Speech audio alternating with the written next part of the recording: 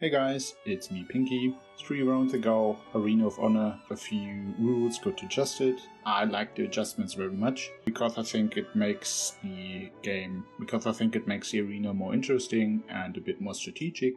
And I just wanted to quickly talk with you about the changes, that you maybe get an idea of what you can do differently. You are not stuck with full trading posts anymore, because before the changes, full trading posts were definitely the best way to get the most points, and the troop castles in offense and defense were not really good and were basically unable to take the enemy clan castle, which was needed to get more points.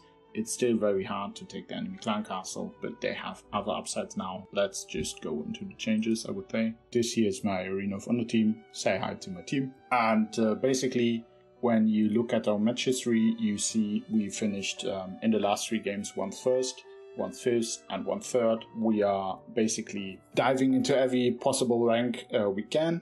We are, let's say, kind of successful and kind of not, which depends a lot on the matchmaking we get, to be honest, because often our enemies are too strong, then we can't fight around the middle, and then you can't get first. And when we are the strongest team, we can just easily take the middle. The round 12 and 13 we played with the new troop camps, and around 14 we played with the trading post strategy. If you take the troop camps now, there are 2 new buildings which can only be taken by your NPCs. One is the watchtower, which just gives you a lot of points. If you go troop camps, naturally you will fall behind in the first few minutes, and then all of a sudden, especially if you're the only one with troop camps, you will suddenly climb up to first. This is when you take the 3 watchtowers. Of course, the more people have troop camps, the more the 3 watchtowers will split up. You can't attack them yourself. They can only be attacked and taken by the NPCs. And then we have the catapult, which is insanely strong and kind of, if you want to go for the middle, forces you to go for troop camps. Because if you hold the middle, the catapults will do a lot of damage versus your troops. And in order to prevent that, you want to have the catapults yourself, so that for each catapult you hold yourself and not your enemies, 1 catapult less fires at the glory city if you hold it, and helps you to take it back if you get kicked. If you want to fight for the middle, aka you want to go for the win, you should, in my mind, go for the troop camps to prevent your own losses, to make it harder for enemies to take the middle. Also, the new troop camps forces you a bit to look who's left of you, and because if someone left of you has trading posts, then you're kind of sad and you don't really need to defend your own clan castle, especially if you go troop camps yourself. But if you go trading posts and the one left of you goes troop camps, you need to put someone strong into your city so you don't constantly lose it. Sadly, there's no good way of occupying the city. Your enemy needs to sleep a bit, so if you lose your city, you can also always get it back, because you take the middle, for example, or whatever building, you can always send your lord into this.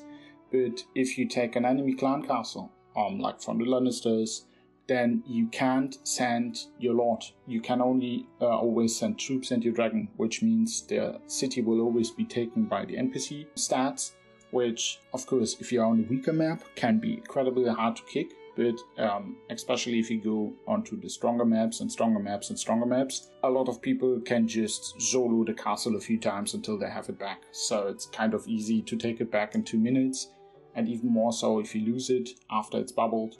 You can just constantly solo it, so you take it back. And since the points you lose when you lose your clan castle, you get them back. But once you retake your clan castle, it's nothing major if you lose it at like the start of the match, but I would just fully try to avoid it. Another change is the altars have names now, which might be looking kind of a small change, but I think it's actually a big change, because you can't pick your buffs anymore. You will get a random buff from an altar, but depending on the name of the altar, you can kind of see what kind of buff you will get and what kind of strategy it will support. So for example, the altar of The Father boosts your own troops, then the Altar of the Warrior boosts your NPCs. So if you go troop camps, you want to have the Altars of the Warriors to make your NPCs even stronger. And the Altar of the Maiden boosts your trading. You want to have the trading buffs, especially if you look at this year. Like we got third, just because yellow and red were a lot stronger than us. And as you can see, we have a lot more buildings than red. And we had a lot more buildings than red overall the game. But red at some point changed their troop camps to trading posts, like we had trading posts all the time. And then they focused with all the strong people on getting the Altars of the Maiden. And since their people were stronger than us, we were not able to kick them. Even if we could kick them, we couldn't keep the buildings for 2 minutes. They just overtook us with the trading post buff that was missing on our side. We were ahead of them a long time, then it was very close for a long time, and then they just pulled ahead of us. With the new names on the altars, it kind of supports to get an idea which altars you want to take for which strategy. And then there is also one last new change, which can make a big difference, especially if the games are very close. In the end of the battle, there will be small mines with 2k points each open up on the map. If it's very close and you want to overtake someone, or someone is very close to you and you want to have a gap, then you should for sure focus on those mines. Of course, someone will have the middle city, so 20% of the points will go to the owner of the middle city, but still 1,600 points. Like for 3 or 4 mines, it's like 4 or 5k points, very easy, and that will make a big difference. Yeah, for me, that is basically the changes of the arena system, what you can do to maximize your chances of winning, since being the only one that is trading and getting the trading post buffs, or being the only one with troop camps and getting all the watchtowers and all the catapults, is when the first people build their strongholds. You can wait a few seconds, look what all the other people on the map are doing, and then decide I go trading or I go troop camps. Like this, you can have a little advantage in the start, but since you can easily change your strongholds at any time, like Red did, for example, in the last game with us, you can also adjust, which makes the game just a lot better.